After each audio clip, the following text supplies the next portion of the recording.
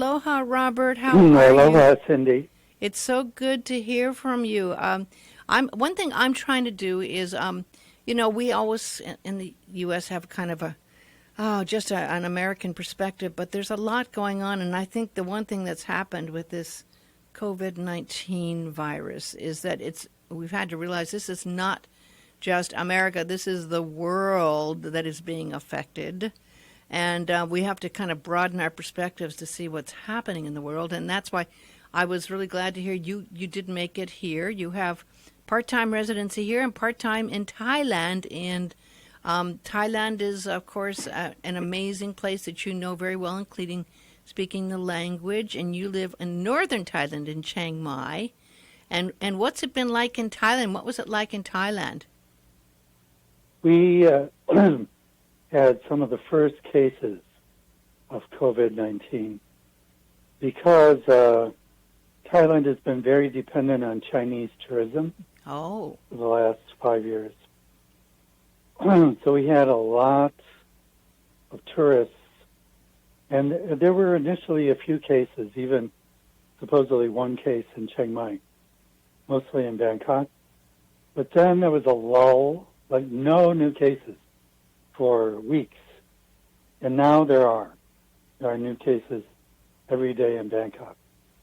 So Thailand is like community transmission, I think it's called, these days. And I escaped just, I guess, in between phases. Yeah. So there's no COVID in my community, and I'm up on Linda Road on Haleakala now, and I don't feel it up here either. And hopefully I will skate through this and be on the other side, as will most of us. I think Hawaii is a very safe place to be right now. Yes, I think so too. And it's interesting because I know you love to travel, and you do travel usually to places, and now places that you would normally travel to, like you've gone to Vietnam, and you've, of course, gone to Cambodia. You went to Cambodia. Was that a month ago or 2 months ago? You went to Angkor Wat and had a chance to revisit? Last month. Last month? They had no cases either. So, yeah. Life was going on. They complain about the lack of tourists, but it was like it was 10 years ago, which to me was just fine. Mm-hmm. I mean, there weren't very many Chinese there, but there were a lot of Americans and Europeans. And I love Angkor Wat. This was my fourth time there. And for various reasons, I stopped going back for a number of years, but it's so easy. It's 2 short flights from Chiang Mai to Bangkok and then Siem Reap. And, 2-3 hours and I'm there.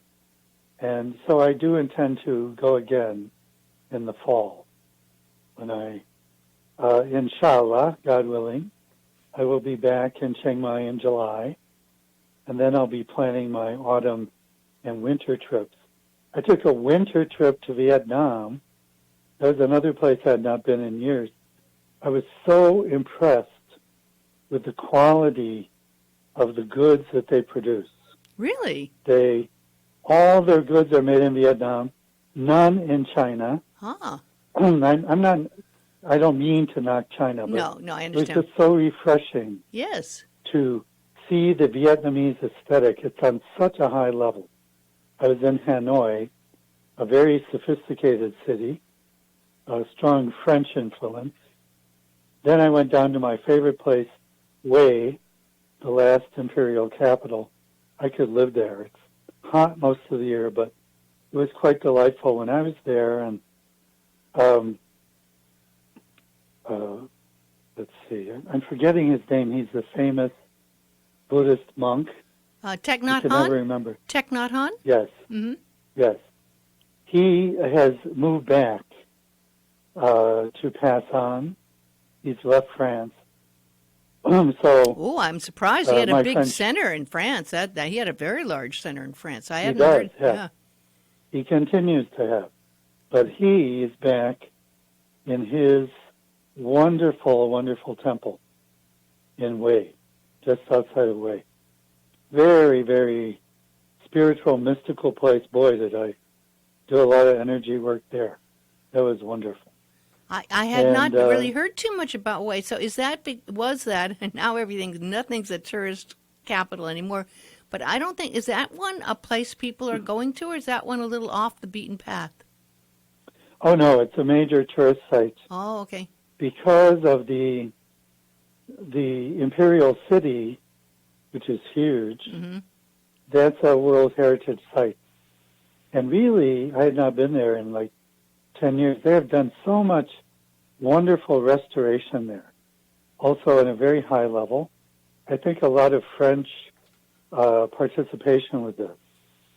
So I was very, very pleased with Hanoi and Hue, less so with the beach town of Nha Trang, where I felt at home because I speak Russian. It was filled with Russian, but very overbuilt.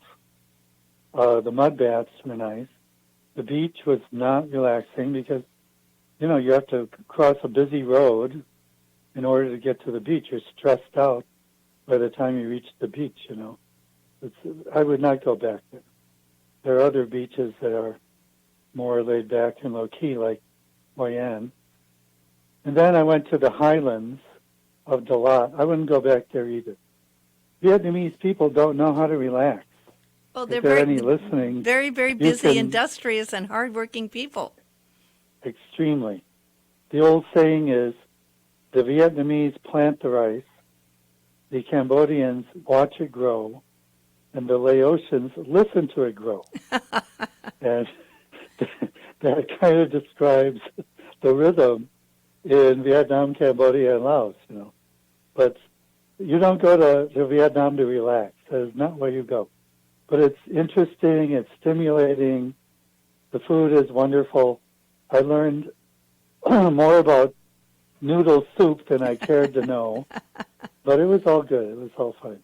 So I'm glad. I went to Sri Lanka. It was a winter of travel for me.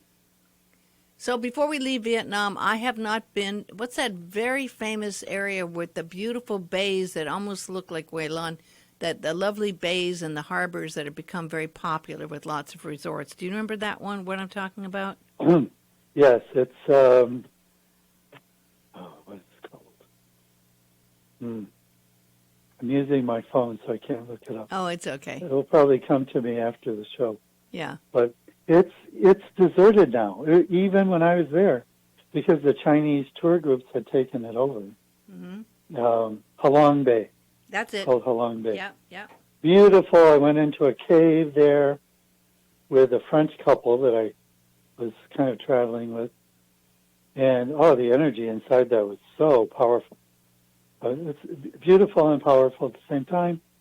And, this too shall pass. And yes, all the tours will be running again. And, Halong Bay is definitely a worth see when you're in Hanoi. Well, as you're well aware. It's a day trip from Hanoi. All the cruise ships were starting to stop, and they were stopping in Vietnam. They were stopping even in not only Cambodia but Myanmar, and tourism was just taking off like never before. And of course, all of a sudden we heard people complaining about over tourism. And I had to say that, obviously Venice was over tourism, not now. Barcelona shut down, not over tourism now. And of course, wouldn't that be a wonderful time to just wander through the streets alone in the empty streets? Well, I think they'd arrest you right now in France Probably, and Austria and in Barcelona. If you were invisible. If you were invisible. I mean, there are extreme measures for people even just wandering through the streets in Germany. It's pretty much on lockdown, but it will change. And so there's going to be this kind of strange window of opportunity when things about when they get back to normal, but people are still afraid.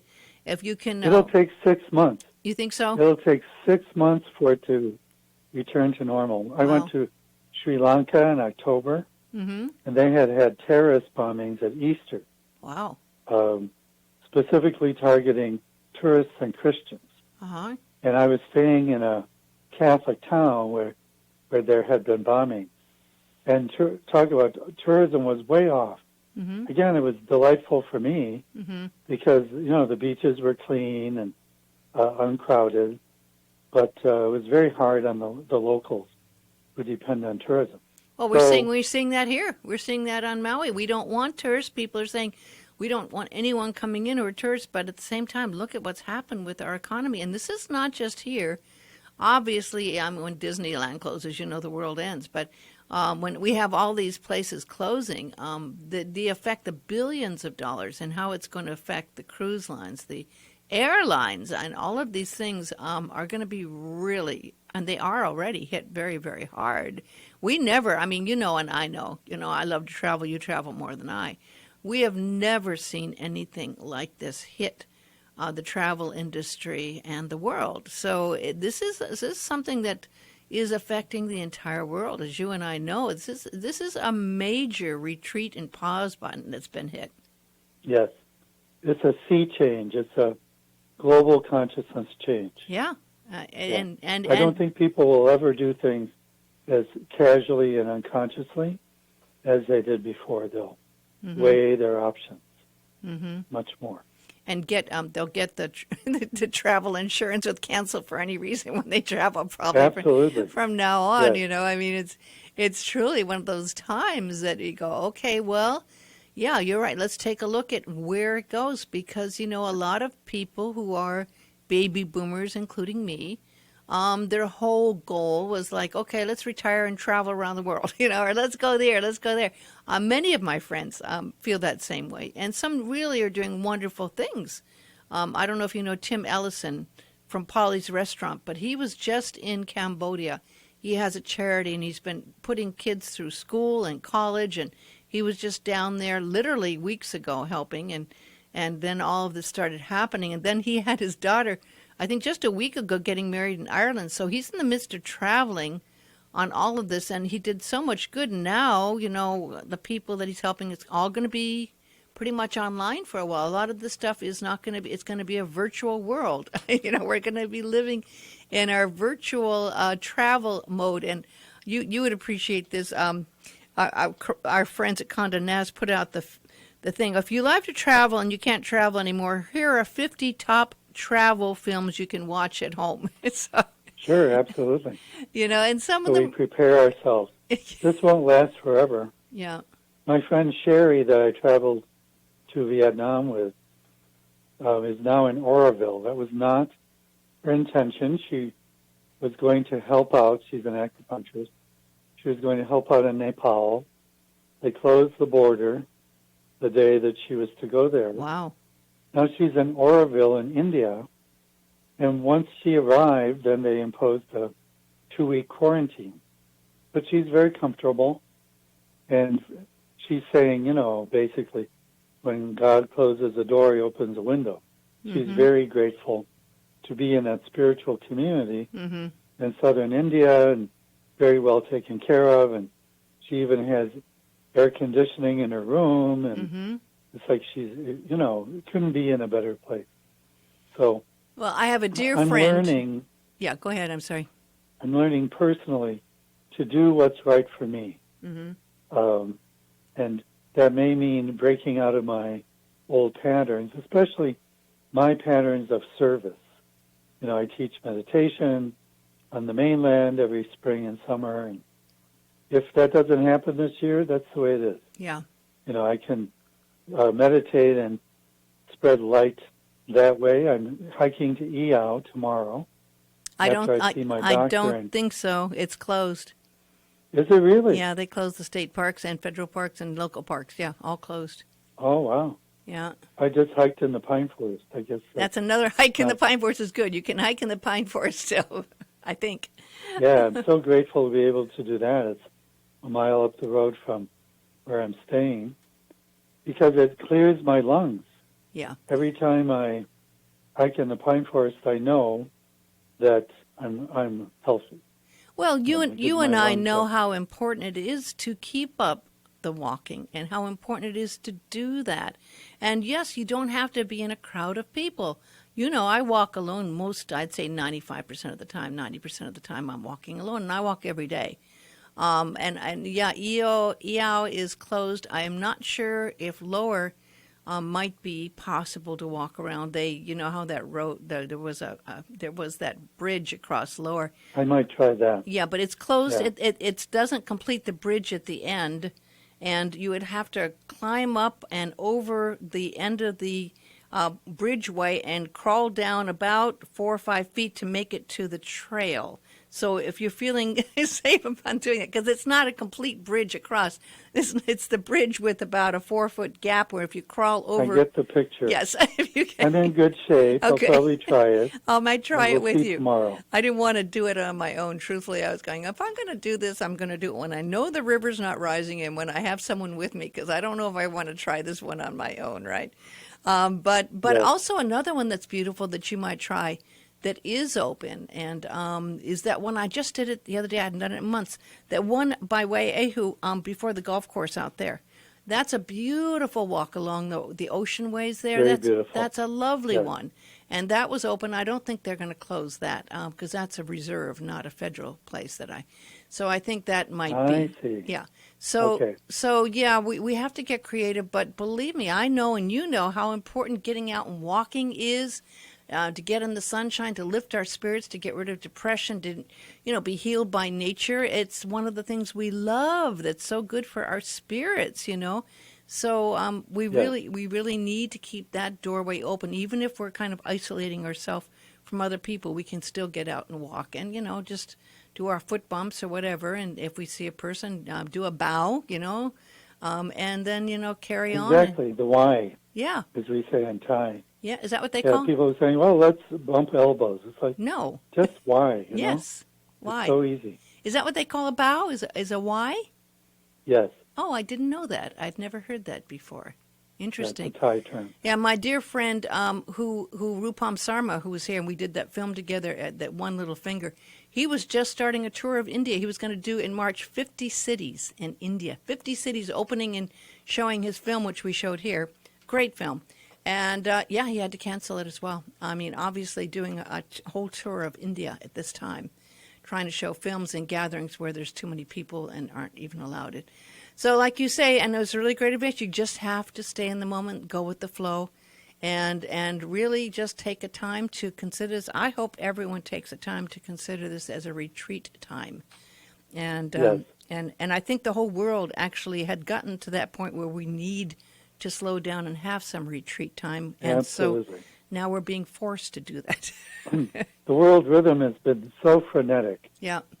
And now we're moving into a more mature level of consciousness. Yeah. Again, for me, it's discernment. It's picking and choosing my battles, picking and choosing my activities, what I choose to focus my attention on. Well, I'm sending you big love, and I know that you're there, and it's so good to have you on the islands, and you take care of yourself, and we'll see you soon, okay? Thank you, Cindy. And I do continue to do intuitive counseling on the phone and Skype. And how do people reach you? 268-8047. It's my local number. Voicemail, text. That's probably the easiest way. Okay, and that number again, 268? 8047. 8047. Thank you, my friend, and aloha. Aloha, hui ho.